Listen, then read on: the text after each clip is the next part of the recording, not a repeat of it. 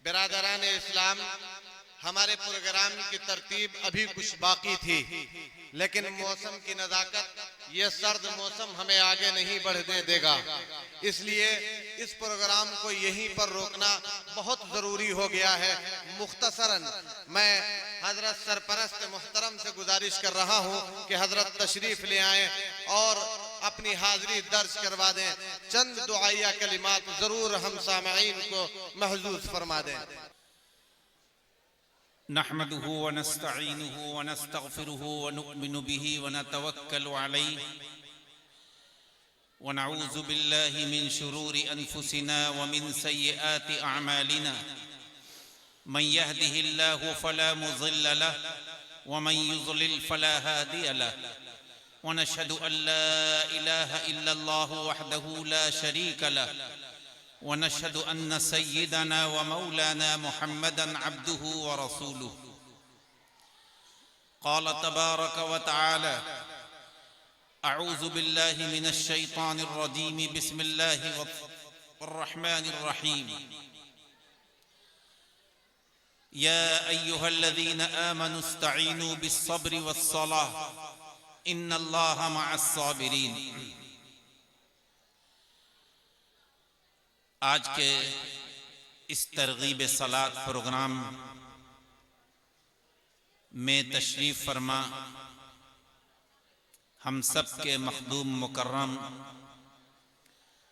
हज़रत अक़दस हज़रत मौलाना मुफ्ती असजद साहब नदवी व क़ासमी दामत बरकातुहुमुल आलिया शेखुल हदीस मदरसा इमदादिया मुरादाबाद स्टेज पर तशरीफ़ फरमा इंतहाई काबिल सद एहतराम हज़रात उलमाए किराम व हुफ़्फ़ाज़ इज़ाम व शुअरा, हमारे दीनी और ईमानी भाइयों, पसे पर्दा हमारी मस्तूरात और हमारे वो अज़ीज़ तलबा जिन्होंने अपने वक्त को फारिग करके 40 दिन बाजमात नमाज का एहतमाम फरमाया है। मुझे कोई तफसीली बात अर्ज नहीं करनी, लेकिन ये हमारे लिए बड़ी मसर्रत और खुशी की बात यह है कि हमारे इन नौजवानों ने मौलाना हाफिज इमरान साहब, मौलाना अतहर साहब, मौलाना नूरुल बशर और इनके रुफ़क़ा ने ये बात महसूस की कि आज के हमारे इस समाज में नौजवान बच्चे नमाज के लिए, नौजवान हजरात नमाज के लिए नहीं आते। जाहिर है हर शख्स अपनी बस्ती, अपना महल्ला, अपने घर के हालात से बखूबी वाकिफ है। दावत व तबलीग के हजरात अपना काम मुसलसल करते हैं, जमातें आती हैं, घर घर गश्त होता है, लेकिन उसके बावजूद जिस तादाद में अल्लाह के घर को पुर होना चाहिए और जिस जज्बे और हौसले और लगन और जद्दोजहद और कोशिश के साथ पांचों वक्त इस पेशानी को अल्लाह के घर में जाकर झुकाना चाहिए, वो नहीं हो पाता। ये अजीब बात है कि ईमान के बाद अल्लाह ने जिन 4 इबादतों को फर्ज किया है, नमाज, रोजा, ज़कात, हज, अगर हम अपने मुआशरे का गौर करें, सर्वे करें, जायजा लें, तो एक बड़ी तादाद है जो रमजान के मुबारक महीने में रोजा रख लेती है। अल्लाह तौफीक अता फरमाता है, ज़कात भी जोड़कर पाई पाई की अदा कर देती है। मजीद अल्लाह अपनी तौफीक से उनको हज के मुक़द्दस सफर के लिए भी वो चले जाते हैं, लेकिन सबसे ज्यादा कोताही, सबसे ज्यादा लापरवाही अगर किसी फर्ज के अदा करने में है तो वो नमाज में है। ज़कात साल में एक मर्तबा अदा होती है, वो भी साहिबे निसाब पर। रोजा सिर्फ रमजान के महीने का रखना होता है।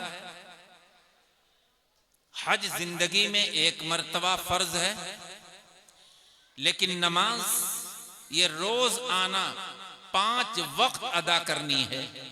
आप जरा अंदाजा लगाइए, और आपने उलमा से सुना होगा और पढ़ा होगा कि मेराज में हुजूर अक़दस सल्लल्लाहु अलैहि वसल्लम को जो ये तोहफा नमाज का मिला था, तो वो 50 वक्त की नमाज थी।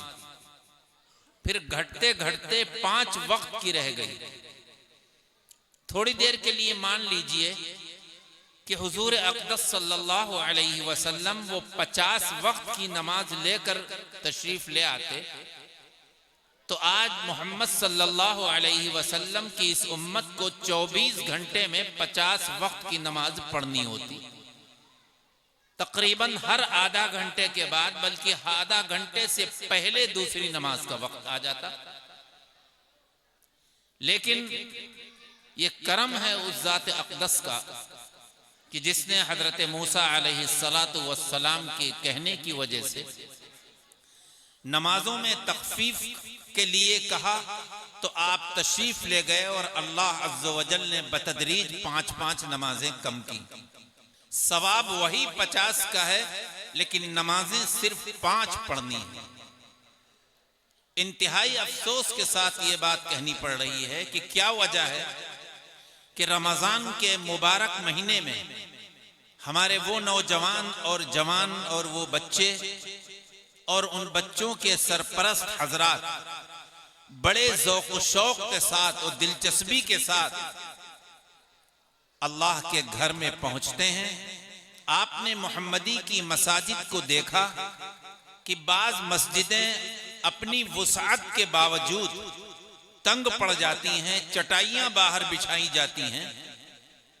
हम अपने मदरसे ही की ही मस्जिद ले लें, इदारा महमूदिया की, कि रमजान में तातील होती है, छुट्टी होती है बच्चों की, एक भी तालिब इल्म नहीं होता, लेकिन हमारी ये मस्जिद पहली मंजिल दूसरी मंजिल बिल्कुल पुर होती है, और दारुल क़ामा में जाने की जो जगह है साल भर उसमें चटाइयां बिछाने की जरूरत नहीं पड़ती, लेकिन रमजान में जरूरत पड़ती है।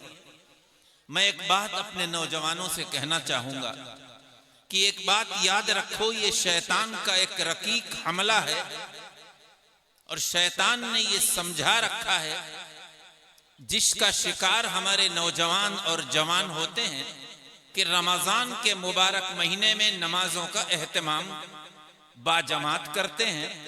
एक नमाज भी अगर छूट जाए तो उनको ये लगता है कि हमसे कोई बहुत बड़ा नुकसान हो गया। लेकिन और अभी शबे बारात आने वाली है, शबे बारात में मगरिब की नमाज, इशा की नमाज, अल्लाह ने अगर रोजा की तौफीक दी तो दूसरे दिन 5 वक्त की नमाज में आपको मस्जिदें पुर नजर आएंगी। उसके बाद फिर वही हाल जो पहले था। तो एक बात हम जहन में आपके दिलो दिमाग में बिठालना चाहते हैं, नौजवानों से भी, जवानों से भी, और उन हजरात से भी जो सिर्फ रमजान में नमाज पढ़ते हैं। अरे भाई, बात क्या बात, ये लड़ाई का मौका नहीं है, आराम से बैठिए, बातचीत ना करिए। शैतान हर जगह दाखिल होता है, सोचते हैं लोग क्यों इतने इत्मीनान से सुकून से बैठे हैं। आप लोग अपना काम करिए, बात की तरफ तवज्जो दीजिए, बात की तरफ तवज्जो दीजिए और अपना काम करिए। खैर, इस्तिग़फ़ार पढ़ लीजिए, शैतान दाखिल हो चुका है, उसको निकालने की फिक्र करिए। तो मैं ये कह रहा था कि नमाज जिस तरह रमजान में फर्ज है, जिस तरह शबे बारात में फर्ज है, इस तरह पूरे साल नमाज फर्ज है। आज आप यहां से ये पैगाम लेकर जाइए अपने दिलो दिमाग में ये बात बिठा कर जाइए कि नमाज जैसा अहम फरीजा, चाहे हम ताजिर हों, चाहे हम काश्तकार हों, चाहे हम मुलाजिम पेशा हों, जब अल्लाह के मुनादी की आवाज हमारे कान में पड़ेगी और ये कान में आएगा हय्या अलस सलाह हय्या अलल फलाह, नमाज की तरफ आओ, आखिरत की कामयाबी की तरफ आओ, तो इस आवाज, ये आवाज जब हमारे कानों से टकराएगी, बहुत मुमकिन है कि हम अपने घर पर अपने बीवी बच्चों के साथ बैठे हों, इस बात का इम्कान है कि हम दुकान पर हों और ताजिर लोग, कस्टमर दुकान पर मौजूद हों, हम चौराहों पर खड़े हुए बातें अपने नौजवानों के साथ कर रहे हों, लेकिन जब बुलाने की आवाज आई अल्लाह की तरफ से, तो मेरे भाई, मेरे अजीज, मेरे दोस्त, आप सब कुछ छोड़कर अल्लाह के घर से इस आने वाली आवाज पर लब्बैक कहिए और बिला ताखीर अल्लाह के घर की तरफ चलिए। मैं तो कहा करता हूं कि अगर फजर की नमाज में ये ऐलान हो जाता, एक मर्तबा अजान हो जाती और वही मुअज्जिन ये कह देता कि अब दूसरी नमाज जोहर की इतने बजे होगी, असर और मगरिब की ये टाइम रहेगा, इशा का ये टाइम रहेगा, और इन 4 नमाजों में अजान न दी जाती, तो एक बंदे की बंदगी का तकाजा ये था, नमाज से मोहब्बत करने वालों का तकाजा ये था कि फजर की एक अजान पर 5 वक्त अल्लाह के बंदे प्यारे नबी सल्लल्लाहु अलैहि वसल्लम के उम्मती मस्जिद में पहुंचते। लेकिन अल्लाह को अपने बंदों और बंदियों से इस दर्जा मोहब्बत है कि उसने एक मर्तबा बुलाने पर इक्तिफा नहीं किया, काफी नहीं समझा। अल्लाह अपने बंदों की फितरत और तबीयत से वाकिफ है, उसकी मशगूलियत और मसरूफियत का उसे इल्म है, उसे मालूम है कि हम दोबारा अगर बुलाएं, हो सकता है ये मसरूफ हो। 5 मर्तबा अगर कोई डीएम, कोई कप्तान, कोई विधायक, कोई संसद, कोई बड़ा आदमी आपको एक मर्तबा बुला ले और अगर रोज बुलाए, तो आप अपने सारे काम आगे पीछे करके डीएम से मिलने, कप्तान से मिलने, बड़े किसी विधायक से और संसद से मिलने जाएंगे, बल्कि फखरिया तौर पर कहेंगे कि आज हमको डीएम साहब ने याद किया है, आज कप्तान साहब ने याद किया है। क्या हैसियत है डीएम और कप्तान और किसी बड़े अधिकारी की अल्लाह के सामने? वह हकमुल हाकिमीन है, बादशाहों का बादशाह है, वो 5 वक्त अपने घर में बुला रहा है और हमें तौफीक नहीं होती। 1-2 मिसाल देकर बात खत्म करूं। आपका कोई करीब तरीन रिश्तेदार हो, बहुत अच्छा करीबी दोस्त हो, आप उसके यहाँ रोज आना जाते हो या 2-3 दिन छोड़ के जाते हो और उसके बाद अचानक जाना बंद कर दें, आपके उस रिश्तेदार को फिक्र होगी कि आखिर ये हमसे क्या नाराज है, ये तो हर तीसरे दिन आता था, फोन करता था, अपने घर बुलाता था, लेकिन अब महीनों गुजर गए, ये नजर नहीं आ रहा है। आप उसको फोन करेंगे, आप उसके पास जाएंगे कि भाई कोई गलती हो गई, क्या हम तुम्हारी खातिर तवाज़ो नहीं कर सके, क्या हमने कोई जुमला ऐसा कह दिया जो तुमको गरा गुजरा, तो भाई माफ कर दो, तुम जिस तरह हमारे घर पे रोज आते थे उसी तरह अपना आमदोरफ्त जारी रखो, ये इंसानी फितरत है। अब आइए, अल्लाह का घर है, मस्जिदें अल्लाह का घर है, इन्नल मसाजिद लिल्लाह, ये तमाम मस्जिदें अल्लाह का घर है। अगर अल्लाह के घर में हम 1 महीना तो पाबंदी से गए और जुमे के दिन बहुत ही एहतमाम के साथ नहा धोकर और कपड़े पहन के पहुंच गए, उसके बाद हम अल्लाह के घर में नहीं पहुंच रहे हैं, इल्ला ये कि किसी का इंतकाल हुआ तो जनाजे की नमाज में पहुंच गए। अब ये बताइए, वो अहकमुल हाकिमीन, वो बादशाहों का बादशाह, वो रज़्ज़ाक़ हकीकी जिसने हमको रोजी दे रखी है, जिसके हुक्म के बगैर एक पत्ता नहीं हिल सकता, जो हमारी दिल की धड़कनों को कायम किए हुए है, हमको सांसों के लेने की तौफीक मरहमत फरमा रहा है, अगर हम उसके घर नहीं पहुंच रहे हैं तो क्या वो नाराज नहीं होगा? उसको फिक्र नहीं होगी? एक नौकर एक मालिक का मुलाजिम होता है, बंदा नहीं होता, राजिक नहीं होता। अल्लाह हमारा राजिक है। आज हमको रोजी मिल रही है, देने वाली जात अल्लाह की है। ये तो करम है उस रब्बे जुल जलाल का कि गुनाहों के बावजूद, नमाजों के छोड़ने के बावजूद, अल्लाह के घर में इस माथे के न टेकने के बावजूद वो हमको रोजी दे रहा है, वो हमको जीने की मोहलत दे रहा है। लिहाजा ए मुसलमानों, ए अल्लाह के बंदों, और मैं अपने इन अजीज बच्चों से भी कहूंगा कि अभी तुम 40 दिन तुमने नमाज पढ़ी एक इनाम की वजह से, कि जब 40 दिन हम बाजमात नमाज पढ़ेंगे तो इनाम की शक्ल में हमको साइकिल दी जाएगी, हमारी हौसला अफजाई होगी, लोग इस नूरानी मंजर को देखेंगे। लेकिन बच्चों याद रखो, ये दुनिया में तुम्हारी हौसला अफजाई के लिए, तुम्हारी हिम्मत को बढ़ाने के लिए ये निजाम बनाया गया है, लेकिन मकसद साइकिल का देना नहीं है, मकसद तुम्हारी नमाज की आदत डालाना है। इसलिए ए बच्चों, दिलो दिमाग में ये बात बिठा लो, यहां से तय करके उठो कि हम जिस ज़ौक़ शौक़ के साथ, जिस फिक्र के साथ फजर की नमाज से लेकर इशा की नमाज तक बाजमात मस्जिद में हाजिर होते थे, मुझे ये सुनकर बहुत खुशी हुई कि बच्चे अपने ननिहाल नहीं गए, शादियों में शिरकत नहीं की। देखिए, ये होता है अल्लाह का डर, अल्लाह का खौफ, नमाज का शौक कि बच्चों के घर वाले गए, बच्चों ने कहा हम मस्जिद में क़याम कर लेंगे, हमें शादी में नहीं जाना, मेरी नमाज जमात से छूट जाएगी। यकीनन आज साइकिल की वजह से, लेकिन ए बच्चों, उसी एहतमाम के साथ, उसी फिक्र के साथ अगर तुम नमाज पढ़ते रहे तो जो इनाम अल्लाह अज़्ज़ व जल देगा वो इस साइकिल के इनाम से लाखों करोड़ों गुना ज्यादा होगा। अल्लाह जन्नत नसीब फरमाएगा, अपनी जियारत करवाएगा,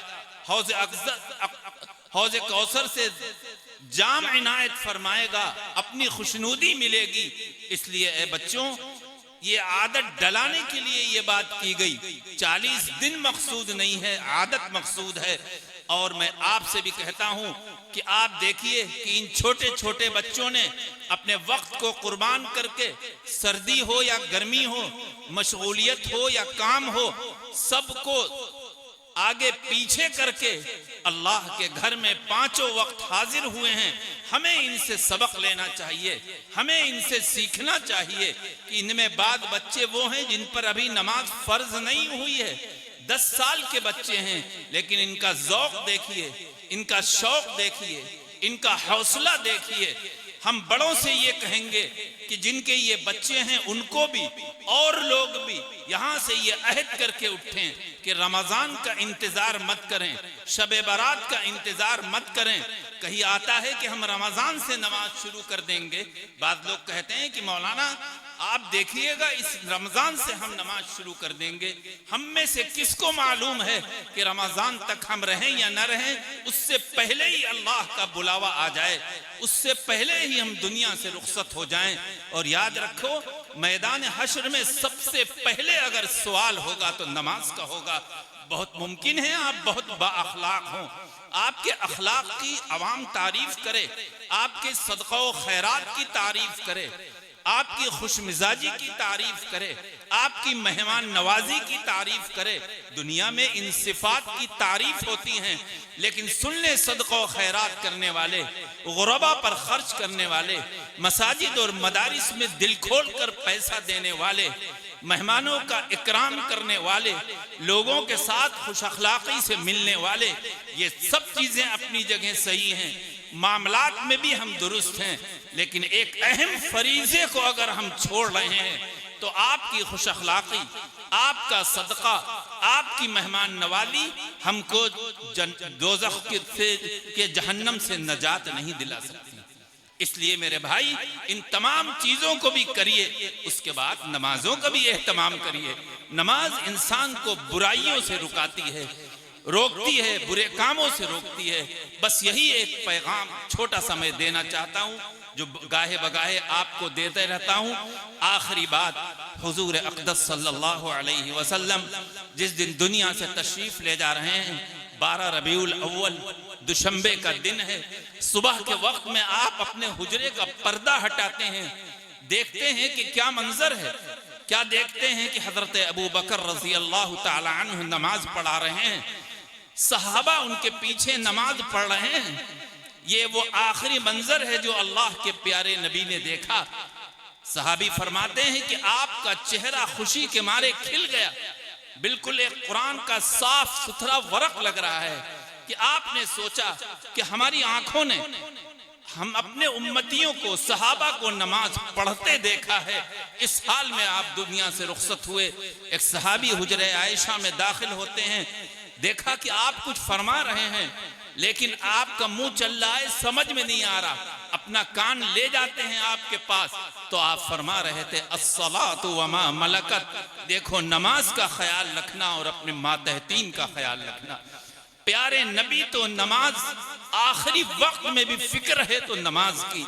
आज सबसे ज्यादा कोताही नमाज पर है, क्योंकि शैतान सजदा न करने की वजह से उस रांदे दरगाह हुआ, इसलिए उसकी आखिरी दर्जे की कोशिश ये होती है कि हम अल्लाह के बंदों को सजदा नहीं करने देंगे, हम इसको अपने साथ जहन्नम में ले जाएंगे। इसलिए ये पैगाम लेकर यहाँ से उठिए, दिलो दिमाग में पैगाम बिठाइए, इरादा करिए कि हम अल्लाह के घरों को रोज आना पुर करेंगे, खुद भी उठेंगे, अपने बच्चों को भी उठाएंगे, अपनी बीवी को भी उठाएंगे, अपनी बेटियों को भी उठाएंगे, अपने बच्चों को मस्जिद में ले जाएंगे।